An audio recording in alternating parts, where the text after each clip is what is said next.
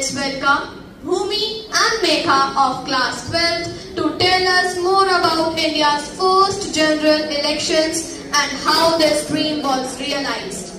स्वतंत्रता का अधिकार नहीं देती, बल्कि हमें अपनी सरकार चुनने का भी अधिकार देती है। शुभब्राह्मण, समस्त अतिथिगण एवं मेरे प्यारे सहपाठियों, आज मैं न केवल आपके सामने आजादी की कहानी सुनाने आई हूँ, आज मैं आपको भारत की कहानी सुनाने आई हूँ, जिसने आजादी के कुछ ही वर्ष बाद पूरी दुनिया के सामने लोकतंत्र की एक ऐसी मिसाल कायम की, जिसे देखकर पूरी दुनिया ने पूछा, क्या इतनी विविधता और इतनी कठिनाइयों के बीच भारत अपना लोकतंत्र सफल बना पाएगा? तो हमारा जवाब था हाँ, क्योंकि भारत का लोकतंत्र उसकी जनता में बसता था। आज हम सभी एक त्योहार मना रहे हैं। इस त्योहार की खुशी को आगे बढ़ाते हुए तिरंगे पंख लगाकर हम लोकतंत्र की तरफ बढ़ रहे थे।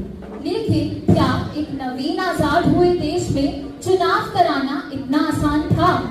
कई प्रश्न उठे, जैसे कि क्या लोगों ने पहले कभी वोटिंग की थी? क्या उन्हें मतदान पत्र यानी बैलेट पेपर के विषय में पता था? और सबसे गंभीर बात, क्या सबको पढ़ना आता था? दुनिया ने तो यहाँ तक कह दिया कि इस अनपढ़ देश में चुनाव कराना इम्पॉसिबल है। और क्या कोई ऐसा डिपार्टमेंट था जो इस महान लोकतांत्रिक देश में चुनाव करा पाता, जहाँ इतनी डाइवर्सिटी हो? हमारे संविधान के द्वारा एक कोशिश की गई कि सभी को सार्वभौमिक व्यस्त मत अधिकार यानी यूनिवर्सल अडल्ट फ्रेंचाइज दिया जाए, और दुनिया में ये पहली बार था कि किसी देश ने बिना किसी भेदभाव के सभी को समान मत अधिकार दिए। और चुने गए हमारे पहले इलेक्शन कमिश्नर, जिनका नाम था सुकुमार सेन। लेकिन चुनौतियां यहीं खत्म नहीं हुई थी। सबसे बड़ी चुनौती थी वोटर लिस्ट बनाने की, जो देश भर के हर गांव में जाकर ना तो जहां रोशनी थी और ना ही आने जाने के सुगम तरीके, जैसे तैसे करके वोटर लिस्ट तैयार की गई। जो वोटर लिस्ट थी वो तो बहुत ही कमाल की थी। अरे ऐसा क्या था उस वोटर लिस्ट में? वह इतनी कमाल की थी कि लोग उसे देखकर हैरान ही रह गए। उस वोटर लिस्ट में पुरुषों के नाम तो थे ही, परंतु महिलाओं के नाम इस तरीके से थे जैसे बंटी की बहू, राजू की माँ, महेश की बहू आदि। अरे फिर तो इलेक्शन कराने में बहुत तकलीफें आई होगी। पहले ही विभाजन के बाद हमें एक अव्यवस्थित देश मिला, जिसमें ना तो एम्प्लॉयमेंट और ना ही लोगों के घर की अव्यवस्था थी। फिर इलेक्शन हुए तो हुए कैसे? हर दल का अपना अपना एजेंडा था, लेकिन एक बात पर सबकी सहमति थी कि हर नागरिक को उसकी सरकार चुनने का अवसर अवश्य मिलना चाहिए। लेकिन एक ऐसे देश में चुनाव कराए कैसे चाहते, जहां तो ज्यादातर लोगों को पढ़ना या लिखना आता ही नहीं था। इसका समाधान एक अनोखे तरीके से निकाला गया। नामों की बजाय हर राजनीतिक दल को एक चुनाव चिन्ह दिए गए, जैसे झाड़ू, लालटेन, हल, हाथ या हाथी। दोबारा से वोटर लिस्ट बनी, फिर से इलेक्शन हुए, शहरों में, गांव के दूर दराज में भी हुए, और हमारे पहले इलेक्शन 1951 से 52 में हुए, जो कि भारत के लोकतंत्र के लिए मील का पत्थर साबित हुए। फिर आया एक ऐतिहासिक क्षण, जब भारत की जनता मतदान केंद्रों तक पहुंची।